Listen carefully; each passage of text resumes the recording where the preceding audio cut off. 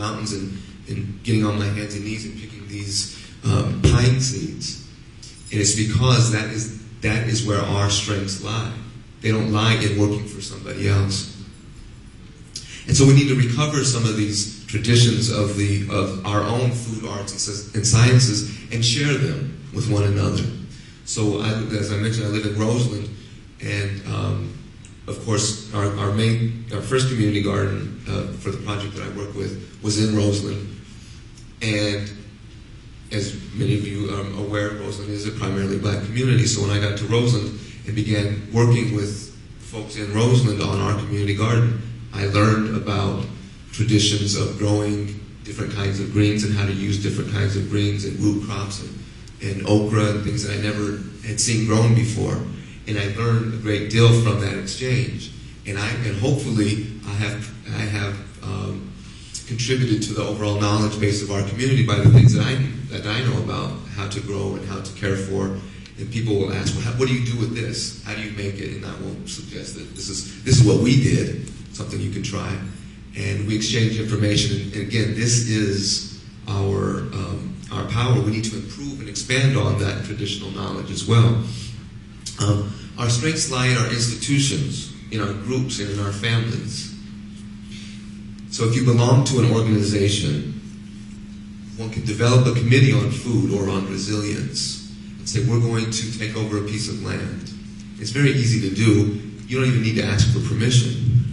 Just do it. In many cases, one might want to follow the rules and ask for permission to use some piece of land, and that's not that difficult to do either. So you get together with people who you work with in your workspaces, in your churches, wherever it is in your universities, and you decide we're going to develop this strength and we're going to grow some food. So then you have to identify a piece of land where we're going to grow. And some of us might have, our first garden, one of the people, the reason we were able to use this land is because one of our members owned a vacant lot. And she wanted to do something with it, for our community. And so we decided we were going to grow a community garden on it. So we might be able to find people within your circles that own vacant lots or own a house with a huge backyard and side yard that can be used as a community garden. Or we can identify vacant lots in our neighborhoods and talk to our aldermen about using those vacant lots, letting us have them for an extended period of time so that we can better our community. Because it's not only about growing food, right? A lot of the things that we do have in the community gardens have other kinds of benefits. Children get to see something positive happening in their community instead of what they might have seen prior to, or the only thing that they would have seen prior to our garden in Roseland was illegal activities and not that illegal is always bad, okay, but some of those activities weren't the most uplifting and empowering activities. And these are the kinds of things that children saw. We give them an opportunity to see something very different and to engage in land and life in a very different way. And so we think of these as violence mitigation projects as well. So there's any number of spin-offs that a community garden can have for our communities. So we identify a piece of land and we start growing on it. We figure out how to grow if we don't already know. And if you don't already know, you can partner with people in the food justice movement, people who do community gardening and other kinds of things. You can partner with them. Many of us are happy to get together with other folks, other organizations, and participate. One of the things I work with a group called the Green Lots Project. And the Green Lots Project started with one garden in Roseland, and we got together and started working that garden. And then as we began talking to people, other people wanted to get involved and wanted to have gardens. And so this year we established a second garden in Bronzeville, working with an elderly community who wanted to do a garden. And they had the knowledge, but they didn't have the physical capacity to put in a garden. And we said, well, we'll do it for you. We'll put the garden in, we'll do the hard labor, and we'll work together to decide what we're going to plant and what you guys want to eat. And then once the hard labor is done, then you take it over. And that's what happened in Bronzeville, and they grew in a very small space grew hundreds and hundreds of pounds of vegetables for their very small community. And so we can do that as well. Another project we got involved with this year was working with an urban mini farm that is on, again, it's in Roseland, at a school, and they needed some labor. And we said, well, we'll partner with you. You're in our community. We're going to partner with you, not as the people who run this organization, but just as good community members who want to participate with what you guys are doing. So there's any number of opportunities to connect with people who already have the knowledge and have a little bit of labor power and time to do this in your own communities. So don't let the excuse be that I don't know what to do, because there's many of us out there who are willing and able and very happy to assist in this. The other thing one can do is once you, the thing about working in community gardens, as I mentioned before, is it's a learning opportunity. So you get to learn from others about how to grow things. I took a number of students this summer to our garden in Roseland and taught them basic kinds of horticultural skills. And in the very beginning of the process, they got so excited about doing it that they began planting in their own backyards. And it's very simple. You just drop a seed in some good soil and put some water on it, and that's all it takes. The Mother Nature will do the rest. But people need to, there's some other techniques that will help you in, to grow better and things like that. And when we get together in the community gardens, you begin to learn those things. We exchange information with one another. And so we can work as individuals and as families in our own backyards to cultivate our immediate surroundings. Your backyard, your deck, your windowsill, your rooftop, all these things can be used to grow if that becomes a priority for you. We can grow in containers if the soil is not good. That shouldn't stop you either. It's very easy. I went to a workshop one day a few years ago, and there were some crates, white crates, and you've all seen them. There were white crates that was full of dirt, and there were holes in the side of it that were drilled into it, and they were growing plants in them. These white crates that you've seen come from Walgreens. It's the stuff that they use. If you see them stocking, they'll bring out these big white crates, and they'll have their little drugs in them, and they take them out and they put them on the shelves. After that, they kind of just put them away, and some inventive entrepreneurial types have taken some of these and have presented them to various people as an opportunity for a little bit of money, or people have gotten them in various ways. And you drill holes, and then you put some good soil in it, and you drop a seed in, and you've got something to grow. So there's all kinds of ways to do it. People have, I went to another workshop recently, and they had a woman's shoe, and full of soil, and they were growing lettuce in the shoe.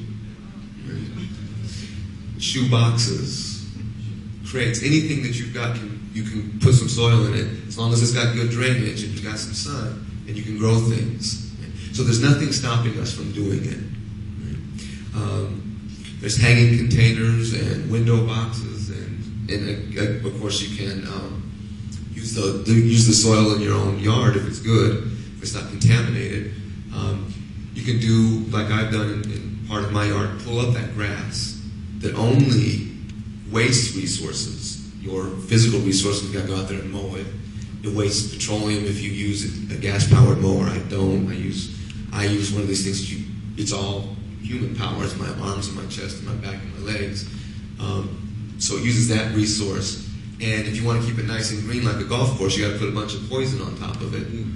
So one can just get rid of all of that and pull up the grass and start planting something nice in it. You can make it look beautiful. It doesn't have to be just a big ugly plant. I think they're all beautiful, but some people don't like the way the vegetable plants look. But you can make it look beautiful. So there's no reason why we can't grow our own food. So now that we decided that we want to grow food, what are we going to grow? So from a resiliency perspective, you would have to consider what kinds of nutrition you need throughout the year. What does my body need to survive throughout the entire year? Not just in the summer. It's easier in the summer because things grow abundantly in Chicago in the summer. But we have to consider that what happens in the winter when it's cold and nothing is growing. What am I going to do then? So you plant a variety of vegetables that will provide you with the nutrition that you need year-round. And again, keeping with your cultural traditions, as well as incorporating new things that will allow you to survive. Because culture isn't just a static thing that people did 500 years ago and now we're doing it the same now. Culture is adaptable, and that's what allows us to live and survive. So we need to adapt. If there's some good new techniques out there that will help us survive cold Chicago winters when nothing is growing, then we need to learn those techniques. So another thing that one thing you can do is learn how to extend the growing season.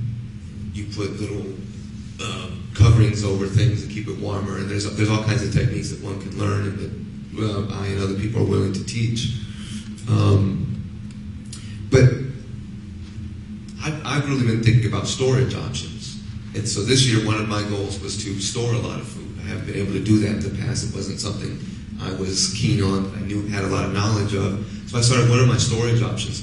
Things that I can keep over the winter, that I can eat over the winter.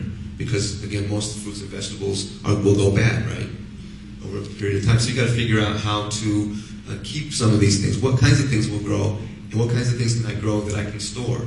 So, of course, there's the canning kinds of things that people have done forever. So we know how to can. There are things like growing root crops and putting in a root cellar, because root crops can stay good for a very long time, long enough to get you through the winter. So you plant a lot of beets and carrots and potatoes and these kinds of things and keep them cool and dry, and you will have food for the winter. This winter I'm also experimenting with leaving some of these root crops in the ground and just digging them up as I need them. We'll see how that turns out. I'll let you know next year. Or if you contact me, and everybody, if you really are interested, please get my contact information. I'll tell you before I'm done. And in fact, I'll tell you right now while I'm thinking about it. Again, my name is Pancho, P-A-N-C-H-O, McFarland. And you can contact me at my office at Chicago State, 773-995-2333. And that's my direct line to my office. And if you're really interested, give me a call, and we'll get together and we'll make it happen. And of course, I have email and all that kind of stuff. Well, I'll give you my email as well, because it's easy. It's Pancho Mac, P-A-N-C-H-O, Mac, M-A-C, 87 at hotmail.com.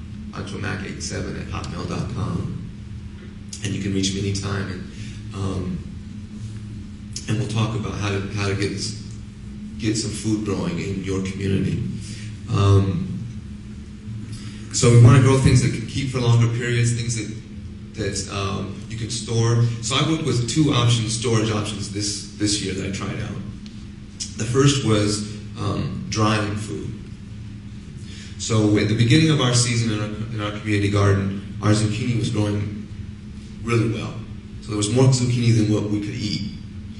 So I said, well, I'm going to dry some of this. I'm going to have it for over the winter. So I've got this solar air dryer and dried a bunch of zucchini. And we'll see how long it lasts. And if it's good, again, I'll report to you next year about it.